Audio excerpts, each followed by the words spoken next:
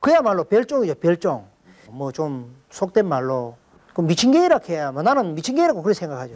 굉장히 난폭하고 공격적인 그런 범죄자다.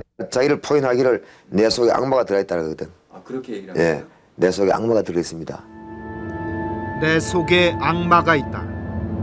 연쇄 살인범 정두영에 대한 긴 보고서는 이렇게 시작됩니다.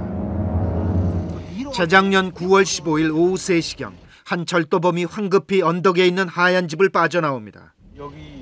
그는 정두영이었습니다. 그가 빌라 6층의 모습을 드러낸 것은 30분 뒤. 유일한 범행 준비물은 목장갑뿐. 부엌에서 칼을 마련합니다. 정두영과 마주친 것은 집을 지키던 50대 가정부.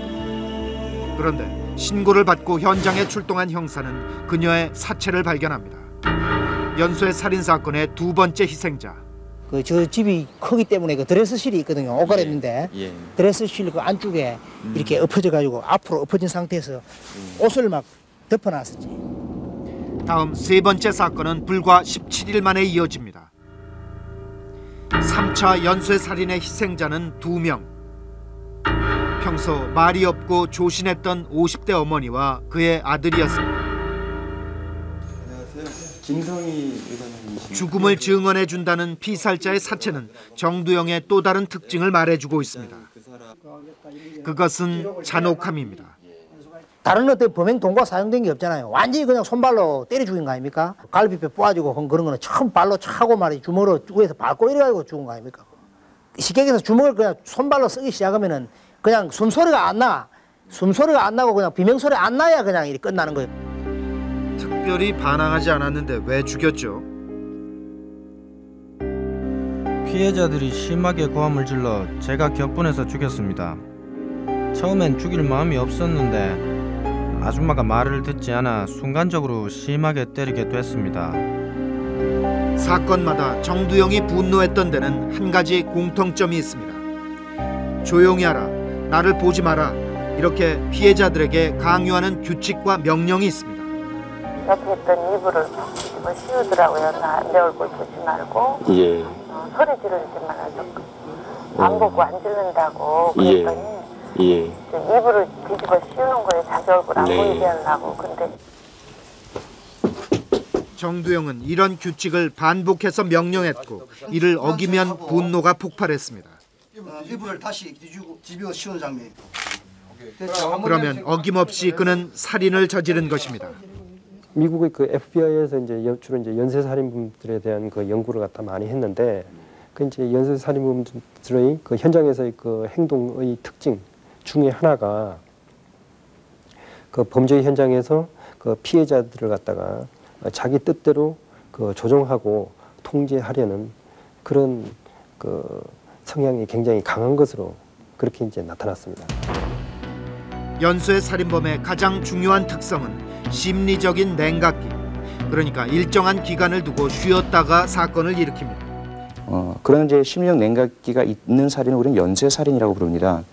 한번 살인을 하고 그 흥분이나 이유가 사라진 이후에 다시 다른 사람을 살인을 하고 또다시 냉정하게 자기를 되돌아보고 반출해본 이후에도 다시 살인을 한단 말이죠. 그렇다면 이런 연쇄 살인은 앞서 말씀드린 다른 살인들과는 달리 아주 위험스럽고 우리 사회에서 이런 연쇄 살인범이 나타났다는 징후는 뭔가 사회 전반적인 모습들이 과거와 많이 달라졌다. 정두영에 대한 자료로 우리가 찾을 수 있었던 것은 사진 단 4장. 그중 3장은 전과 기록입니다. 15부터 30까지 정두영은 대부분 경찰서와 교도소를 전전했습니다.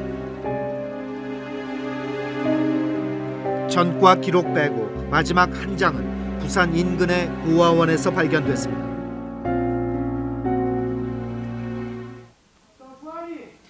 정두영에 대해 남아있는 기록은 시청에서 무연고자로 들어왔고 이후 어머니가 한두 번 찾아왔었다는 것뿐입니다. 한 번은 이제 눈이 멀어가지고 여기 택시 타고 그냥 왔더라고. 그래서 애들이 있는가 싶어가지고 나간 지 오래됐다면서 해도 그때는 이제 못 봤지잖아요. 그러면 연락 왔습니다. 그래가지고 얼마 안 있다가 보니까 돌아가셨다면서 그러더라고요. 자기 딸이 이제 돌아가시려고 이제 애들 보고 싶어서 왔는가 그거는 모르지. 유복자로 태어난 정두영이 형들과 함께 고아원에 맡겨진 것은 어머니가 재가한 이후. 그렇게 사남매의 사진은 고아원의 카드로 남았습니다. 국립과학수사연구소 강덕지 과장은 정두영과 면담하고 정두영의 성장기와 연쇄살인과의 연관성을 분석했습니다. 워낙 신체 자체가 왜소하다 보니까 본인 자신도 굉장한 컴플렉스를 가지고 있어요. 그런데 이제 유독 그 같은 원생이 정두영이를 갖다가 심하게 폭행을 합니다. 그 이후로 이 친구가 그 고아원을 탈출해가지고 복수할 날만 기다립니다. 그래서 어느 날 밤에 잠든 시간을 틈을 타서 들어가지고 무차별하게 그냥 복수를 하고 갑니다. 그 이후로 이제 완전 고아원하고는 작별하게 된 거죠. 정두영이 휘두른 첫 폭력은 20년 뒤 연쇄살인범으로서 피해자들에게 과도한 분노를 표출했던 이유를 분석하는 데 중요한 단서가 됐습니다. 어린 시절에 경험한 폭력과 열등감이 잔인성으로 깊어졌다는 것입니다. 국립과학수사연구소는 정두영을 면담하고 나서 그를 반사회적 인격장애로 판정했습니다. 타인과 사회를 불신하고 적절한 관계를 맺지 못하는 이상성격자라는 것입니다. 이런 반사회적인 양반들은 아까 얘기한 대로 그 공감력이 떨어진다 그런 게 있고, 대개 보면은 그 학대, 방임, 폭행 이런 공포 이런 데서 자란 양반들입니다. 실제로 건강하게 자란 아이와 학대받은 아이의 뇌는 차이를 보입니다. 노경선 박사는 연쇄살인범 정두영을 어린 시절에 받은 정신적, 육체적 학대가 만들어낸 이상성격자로 분석합니다. 일반적으로 그렇게 아무것도 가진 게 없는 나, 그 왜소하다는 게 신체적인 조건뿐만이 아니라 정신적인 조건, 뭐 물질적인 거, 사랑, 뭐 존경, 자존심, 모든 거 이런 데 다 상처를 받고 있는 양반한테 누가 감히 도전을 한다.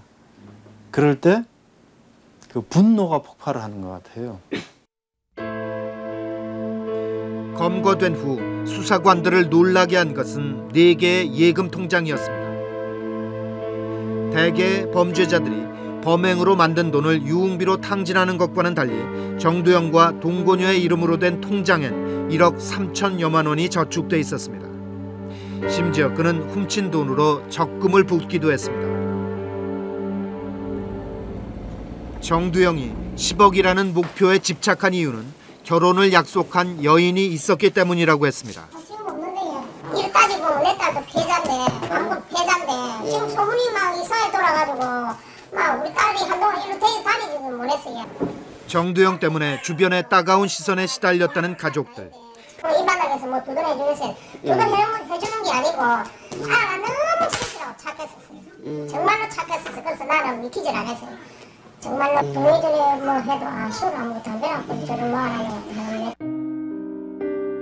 살인자가 아니라 성실한 사윗감으로 드나들었을 정두영의 방. 이곳은 그에게 살인의 죄책감을 벗고 이를 정당화시켜주는 힘이기도 했습니다. 자기가 이제 범행을 갖다가 계속하는 것, 이것을 갖다가 자기가 이제 희생을 한다라는 그런 말로 이제 표현을 하더라고요. 그래서 이제 그 무슨 희생이냐 그러니까 자기가 이제 절도를 갖다가 계속 해가지고 그 번 돈으로 뭐 자기가 이제 그 사랑하는 그 이제 여자친구 그리고 이제 어렵게 살고 있는 그 형을 갖다가 도와줄 수 있다면 자신에 대한 합리화로 양심이 비운 자리를 메워갔고 이제 그의 목표는 돈 10억과 경찰에 잡히지 않는 것뿐이었습니다. 경찰에서 정두영은 심지어 살인의 책임을 피해자에게 돌리는 태도까지 보입니다. 내가 필요한 것은 돈이지. 결코 당신 해칠 생각은 없다. 그러니 제발 가만히 있어 주시오. 라는 어떤 경고를 발했을 때 그것을 지켜준 사람은 자기는 죽이지 않겠다. 하지만 그것을 어기는 사람은 자기는 죽일 당연한 권리를 갖는다라는 자기 합리화를 하게 되는 거죠. 거울 앞에서 자신은 강해야 된다고 항상 자기 암시를 합니다.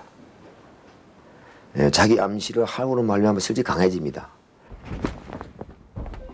마지막 사건 때 정두영은 극단으로 치닫고 있었습니다. 피해자의 사체 위에 쌓여있는 옷가지들. 길게는 2~3시간까지 정두영은 사체를 옆에 두고 집안을 뒤졌습니다. 그리고 칼을 사용해 노부부와 가정부 등 집안에서 부딪힌 3명 모두 살해했습니다.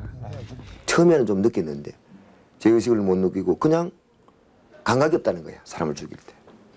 이미 그냥 평소 우리 어떤 다른 자기가 하는 행동으로 패턴이 그렇게 되어버린 거예요. 그러니까 연쇄살인범이라는 게 바로 그런 겁니다.